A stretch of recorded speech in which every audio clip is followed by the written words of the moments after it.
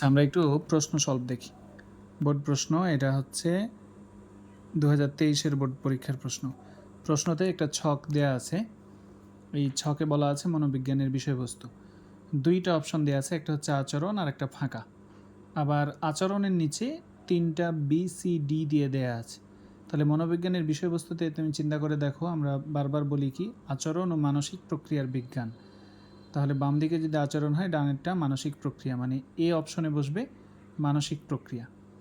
আবার আচরণেরও 3টা ভাগ। আমরা আচরণকে বেশ কয়েক ভাগে শ্রেণীবিভাগ করেছি। একটা হলো সামগ্রিক, খণ্ডিত, আরেকটা হচ্ছে ঐচ্ছিক, অনৈচ্ছিক, আভ্যন্তরীণ এবং বাহ্যিক। তাহলে আশা করি উদ্দীপকটা বুঝতে পেরেছো। গ নাম্বার প্রশ্নে দেখো, বলছে চিত্রে এ চিহ্নিত স্থানটির বর্ণনা করো। তো এই চিত্রিত স্থানটি কোনটা? এ। এ মানে কি পেলাম আমরা? মানসিক প্রক্রিয়া। এই যে গয়ের উত্তর দেখো লেখা আছে, চিত্রে এ চিহ্নিত অংশটি মানসিক প্রক্রিয়াকে নির্দেশ করে। এর পরের একটা অংশে মানসিক প্রক্রিয়া বলতে আমরা কি বুঝি সেটা লেখা আছে, আর উদ্দীপকের এই অংশের সাথে যে মানসিক প্রক্রিয়াকে নির্দেশ করে এই প্রশ্নটা মিলিয়ে দেয়া আছে। আমরা ঠিক এভাবে উত্তরগুলো লেখার চেষ্টা করব। এবার ঘ নাম্বার প্রশ্নের দিকে দেখি, চিত্রে বি, সি ও ডি এর তুলনামূলক বিশ্লেষণ করো। তাহলে আগে বি, সি, ডি কথাটা বলে নিব কি, এই যে উদ্দীপকে উত্তরটার দিকে খেয়াল করে দেখো। বি, সি ও ডি দ্বারা যথাক্রমে সামগ্রিক ও খণ্ডিত আচরণ, ঐচ্ছিক ও অনৈচ্ছিক আচরণ, বাহ্যিক ও অভ্যন্তরীণ আচরণকে নির্দেশ করে। এরপরে এই ঐচ্ছিক, বাহ্যিক, আভ্যন্তরীণ এগুলোর একটা আলোচনা এখানে দেয়া আছে। তাহলে আশা করি প্রথম প্রশ্নটা আমরা একটু খেয়াল করতে পেরেছি। 2 নম্বর প্রশ্নটা আমরা একটু দেখি। এটাও 23-এর বোর্ড প্রশ্ন। দৃশ্যকল্প 1, ডক্টর এনাম একজন প্রথিতযশা বিজ্ঞানী। তিনি তার গবেষণাগারে পরিপূর্ণ বস্তুনিষ্ঠতার নীতি অনুসরণ করেন। দৃশ্যকল্প 2-এ দেয়া আছে, বিজ্ঞান হিসেবে মনোবিজ্ঞান দিয়ে 4টা অপশন দেয়া আছে। বিষয়বস্তু, বৈজ্ঞানিক পদ্ধতি, সি আর ডি। তো তোমরাই বলো সি আর ডি এ কী হবে? সি এ হবে বৈজ্ঞানিক দৃষ্টিভঙ্গি আর ডি এ হবে প্রয়োগশীলতা। গ নাম্বার প্রশ্ন কি বলছে? দৃশ্যকল্প 1-এ ডক্টর এনামের গবেষণাগারে অনুসৃত বৈজ্ঞানিক পদ্ধতির আরও 2টি নীতি ব্যাখ্যা করো। তো ডক্টর এনাম কি করেছেন? প্রথিতযশা বিজ্ঞানী, তিনি তার গবেষণাগারে বস্তুনিষ্ঠতার নীতি, এখন খেয়াল করে দেখো তো, বৈজ্ঞানিক পদ্ধতির অধীনে 6টা নীতি ছিল, তাহলে একটা নীতি তিনি করেছেন বস্তুনিষ্ঠতা। তাহলে আরও নীতিগুলো কি কি? নিয়ন্ত্রণ, পুনরাবৃত্তি, যথার্থতা, এগুলোর যে কোনো 2টা, সাধারণীকরণ। তাহলে গ নাম্বার উত্তরে দেখো, দৃশ্যকল্প 1-এ ডক্টর এনামের গবেষণাগারে অনুসৃত বৈজ্ঞানিক পদ্ধতির পদ্ধতির নীতিটি হলো বস্তুনিষ্ঠতা। এছাড়া আরও 2টি নীতি হলো নিয়ন্ত্রণ এবং সাধারণীকরণ। তাহলে এই তুমি সাধারণীকরণ এবং নিয়ন্ত্রণ নিয়ে এখানে আলোচনা করবা। ঘ নাম্বারে কি বলেছে? দৃশ্যকল্প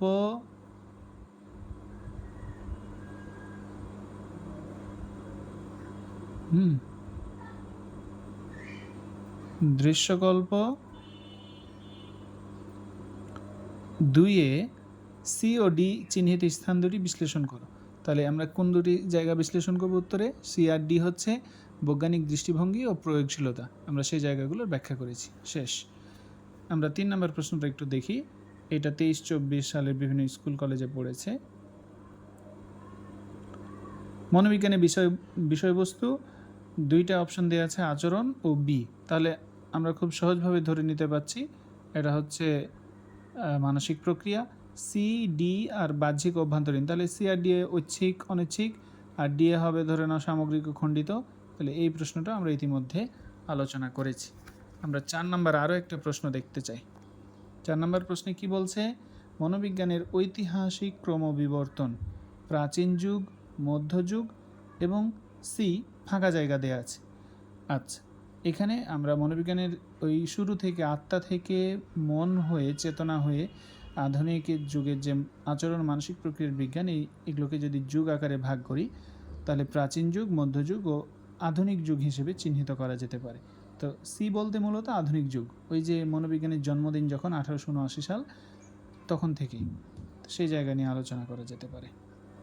আচ্ছা, দৃশ্যকল্প 2-এ দেখো, দৃশ্যকল্প 2-এ বলছে এ সিদ্ধান্ত গ্রহণ, সম্পর্ক উন্নয়ন ও আচরণ পরিবর্তনে সাহায্য করে।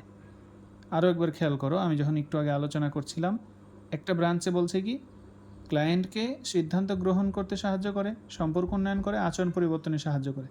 হ্যাঁ, নিশ্চয়ই তোমরা ধরতে পেরেছো, এটা হচ্ছে কাউন্সেলিং মনোবিজ্ঞান। বি নাম্বারে কি আছে? কর্মচারী নির্বাচন, কর্ম ও কর্মবিশ্লেষণ ও উৎপাদন বৃদ্ধি। তাহলে বি নাম্বার বলছে কি শিল্প মনোবিজ্ঞান নিয়ে কথা। প্রশ্ন কি দৃশ্যকল্প 1 প্রদত্ত সিকে ব্যাখ্যা করো। তো সিকে ব্যাখ্যা করো বলতে আমরা আধুনিক যুগকে ব্যাখ্যা করব। আর দৃশ্যকল্প 2 এ ও বি চিহ্নিত অংশগুলো মনোবিজ্ঞানে কোন কোন শাখার সাথে সম্পর্কিত বিশ্লেষণ করো। আমরা একটু উত্তরটা দেখি কোন কোন শাখার সাথে বিশ্লেষণ বলছে। এই যে দেখো, যে উদ্দীপকের দৃশ্যকল্প 2 মনোবিজ্ঞানের শাখা নির্দেশক, এ অংশ দ্বারা কাউন্সেলিং মনোবিজ্ঞান আর বি দ্বারা শিল্প বা সাংগঠনিক মনোবিজ্ঞানকে বোঝানো হয়েছে। তাহলে নিশ্চয়ই বুঝতে পারছো এবং সেই জায়গাগুলো আলোচনা করতে হবে। আচ্ছা, এখানে আসো কুমিল্লা বোর্ড 2022-এ মনোবিজ্ঞানের বিষয়বস্তু প্রথমে হট চিহ্ন, পরে মানসিক প্রক্রিয়া। তাহলে প্রথমে নিশ্চয় আচরণের কথা বলা হচ্ছে। আবার 2 নম্বর দৃশ্যকল্পে মনোবিজ্ঞানের ক্রমবিকাশ দিয়ে তিনটা ছকে, প্রথমটা হট আর এটাও হট চিহ্ন, মধ্যখানে লেখা আছে মধ্যযুগ। তাহলে প্রথমে প্রাচীন যুগ, পরেরটা আধুনিক যুগ হিসেবেই বুঝতেই পারছো নিশ্চয়ই। আচ্ছা, পরের প্রশ্নটা যাই আমরা। এই প্রশ্নটা 2022 সালের বোর্ড প্রশ্ন। বিজ্ঞান হিসেবে মনোবিজ্ঞান দিয়ে 4টা বক্স করা আছে। 4টা বক্স মানে তোমাদের মাথায় নিশ্চয়ই চলে এসেছে বিজ্ঞান হিসেবে মনোবিজ্ঞান হতে গেলে 4টা মাপকাঠিতে পাশ করতে হবে। এই মাপকাঠিগুলো কি কি? বিষয়বস্তু, বৈজ্ঞানিক পদ্ধতি, বৈজ্ঞানিক দৃষ্টিভঙ্গি, প্রয়োগশীলতা। এখন তাহলে বি নাম্বারে হবে কি বৈজ্ঞানিক পদ্ধতি, ডি নাম্বারে হবে কি প্রয়োগশীলতা। তাহলে উদ্দীপকে প্রশ্নটা দেখো, উদ্দীপকে প্রদত্ত সিকে ব্যাখ্যা করো। সিকে ব্যাখ্যা করো মানে কি বৈজ্ঞানিক দৃষ্টিভঙ্গি সম্পর্কে কথা বলবো। আর উদ্দীপকে প্রদত্ত বি ও ডিকে বিশ্লেষণ করো, মানে আমরা কাকে কাকে বিশ্লেষণ করব? বৈজ্ঞানিক পদ্ধতি ও প্রয়োগশীলতাকে ব্যাখ্যা করব। আমরা পরের প্রশ্নটায় আসি। ডক্টর করিম তার প্রতিষ্ঠানে মানসিক রোগীদের স্বাস্থ্যসেবা নিয়ে কাজ করেন। আবার খেয়াল করো, মানসিক রোগীদের কথা বলেছেন। তিনি মনে করেন আমাদের দেশে স্কুল ও কলেজ পর্যায়ে শিক্ষার্থীদের মধ্যে মানসিক রোগীর সংখ্যা বাড়ছে। তাহলে কোন ব্রাঞ্চ নিয়ে কথা বলছে? নিশ্চয়ই চিকিৎসা মনোবিজ্ঞান নিয়ে। আবার মনোবিজ্ঞানের পরিধিতে আমরা 3টা জিনিস বলেছিলাম: আচরণ, মানসিক প্রক্রিয়া ও জৈব সামাজিক প্রক্রিয়া। প্রশ্ন কি বলছে? ডক্টর করিম যে শাখায় কাজ করেন তার প্রকৃতি ব্যাখ্যা করো। তো ডক্টর করিম কোন শাখায় কাজ করেন? চিকিৎসা মনোবিজ্ঞানে। তাহলে চিকিৎসা মনোবিজ্ঞান সম্পর্কে আমাদের লিখতে হবে। দৃশ্যকল্প 2 গ চিহ্নিত স্থানটির বর্ণনা দাও। তো গ চিহ্নিত স্থান কি? জৈব সামাজিক বিজ্ঞান। চলো আমরা উত্তরটা দেখি। উত্তরটা বলছে এই যে উদ্দীপকে দৃশ্যকল্প 2 গ চিহ্নিত স্থানটি মনোবিজ্ঞানের পরিধির অন্তর্গত জৈব সামাজিক প্রক্রিয়াকে নির্দেশ করে। আচ্ছা, আমরা আরও একটা প্রশ্ন দেখি। দৃশ্যকল্প 1 ক্লাসে 10 নম্বরের লিখিত পরীক্ষায় নীলা 2 ও মিথিলা 6 নম্বর পেল। এটি নীলাকে খুবই হতাশ করে। নীলার আবেদনের প্রেক্ষিতে তার উত্তরপত্রটি পুনর্মূল্যায়ন করে দেখা যায় যে সে বরাবর 2 পেয়েছে, তাই সে দুশ্চিন্তায় ভোগে। 2 নম্বর দৃশ্যকল্প বলছে এক্স কলেজের অধ্যক্ষ তার প্রতিষ্ঠানের শিক্ষার মান উন্নয়নের জন্য শিক্ষক প্রশিক্ষণ, ছাত্র শিক্ষক সম্পর্কের উন্নয়ন, শিক্ষার অনুকূল পরিবেশ সৃষ্টি করে সাফল্য পেলেন। আচ্ছা, প্রশ্ন কি? গ নাম্বার প্রশ্ন বলছে দৃশ্যকল্প 2 অধ্যক্ষের পদক্ষেপগুলো মনোবিজ্ঞানের কোন শাখায় আলোচিত হয়? শিক্ষা নিয়ে কথা, মানে আর কোনো চিন্তারই সময় নাই, শিক্ষা মনোবিজ্ঞান। ঘ নাম্বারে আসো। নীলার ক্ষেত্রে বৈজ্ঞানিক পদ্ধতির যে নীতিটা প্রতীয়মান হয়, এছাড়া আরও যে কোনো 2টি নীতির বর্ণনা দাও। তা আচ্ছা, কী হয়েছে? নীলা আগেও 2 পেয়েছিল, পরেও 2 পেল। তার মানে কি নীলার ক্ষেত্রে যথার্থতা দেখা গিয়েছে যে যেখানেই উত্তর করি না কেন, চেক করি না কেন, আমরা পরীক্ষা করি না কেন, ফলাফল একই। নীলা আগেও 2 পেয়েছিল, পরেও 2 পেয়েছিল। তাহলে এটা বৈজ্ঞানিক পদ্ধতির কোন নীতি? যথার্থতার নীতি। তো ওটা যদি যথার্থতার নীতি হয়, আরও 2টা নীতি, আমি 6টা নীতি জানি। নিয়ন্ত্রণ জানি, পুনরাবৃত্তি জানি, সাধারণীকরণ জানি, ব্যক্তিনিরপেক্ষতা জানি। আমি যে কোনো 2টা, এখানে নিয়ন্ত্রণ ও সাধারণীকরণ গাইডে দিয়েছে, তুমি যেই 2টা পারবা আলোচনা করতে হবে।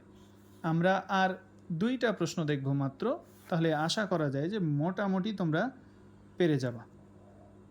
আচ্ছা, ছবি একটি সরকারি প্রাইমারি স্কুলের প্রধান শিক্ষক, এটা তোমাদের বহুতবার করানো হয়েছে। ছবির কাজটি শিক্ষা মনোবিজ্ঞান। মিতা ও বিজয়ের কাজের মধ্যে একজন চিকিৎসা, একজন সামাজিক। চিকিৎসাটা বেশি গুরুত্বপূর্ণ।